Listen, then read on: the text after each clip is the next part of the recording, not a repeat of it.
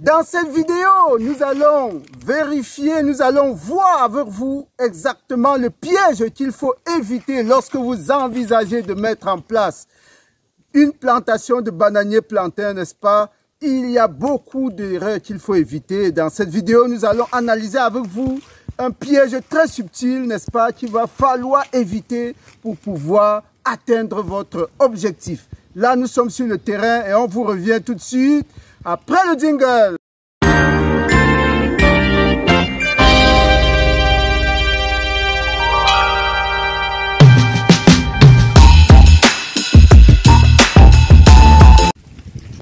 Une fois de plus, bienvenue à la ferme intégrée de Ngoumou.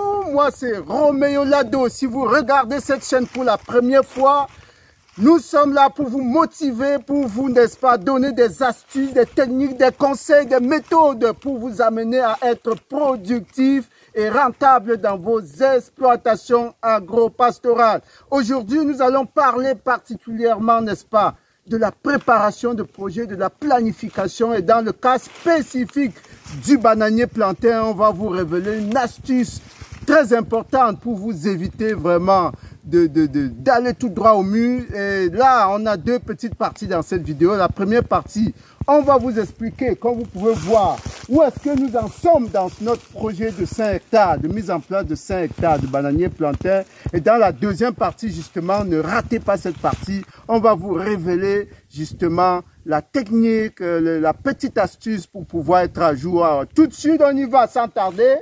Ce projet, nous l'avons donc lancé il y a à peu près 2 mois, on peut dire 45 jours pratiquement.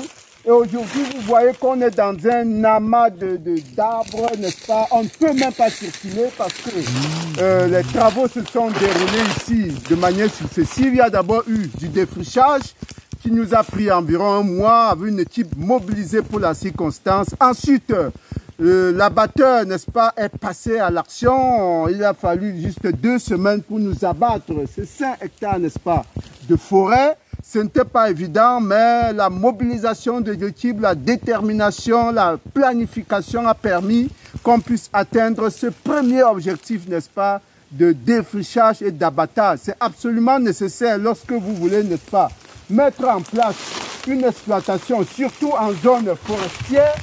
Les travaux sont très lourds au début parce qu'il faut abattre les arbres, ce n'est pas évident. Il faut faire face n'est-ce pas, à des cieux qui sont parfois très capricieux. Si vous ne vous prenez pas à temps, vous allez être pris au piège. Et aujourd'hui, n'est-ce pas, d'ici une dizaine de jours, nous allons passer à la phase, n'est-ce pas, brûlis, parce que dans tout cet amas-là, on ne peut rien faire si on ne dégage pas le terrain pour pouvoir faire l'implantation, n'est-ce pas, des lignes de semis. Il va falloir dégager toute cette masse-là. Et là, effectivement, on a besoin de faire des brûlis circonstanciels. Et par la suite, il faudra faire du tronçonnage parce que vous voyez, toutes ces billes-là que vous voyez par terre, il va falloir les tronçonner pour permettre un passage, n'est-ce pas, lors des différents travaux et même lors de l'évacuation prochaine de nos produits. Donc, il y a encore un gros travail lourd à effectuer. Et là, d'ici une dizaine de jours, n'est-ce pas, ça va être le kick-off de cette deuxième phase. Voilà, je parlais entre-temps, n'est-ce pas, de petits secrets, de petites astuces. C'est laquelle la petite astuce? Lorsque vous avez un projet à mettre en place, évitez vraiment la navigation à vue. La première astuce, la seule qui peut vous permettre de vous tirer d'affaires, même si vous avez les moyens financiers, l'astuce qui vous permet de tirer d'affaires, c'est la planification. Tant que vous n'avez pas mis en place votre chronogramme d'activité et que vous y tenez fermement, vous allez faire la navigation à vue. Et dans cette logique-là, vous allez être rattrapé par les pluies parce que imaginez qu'il pleuve sur cet amas d'herbe.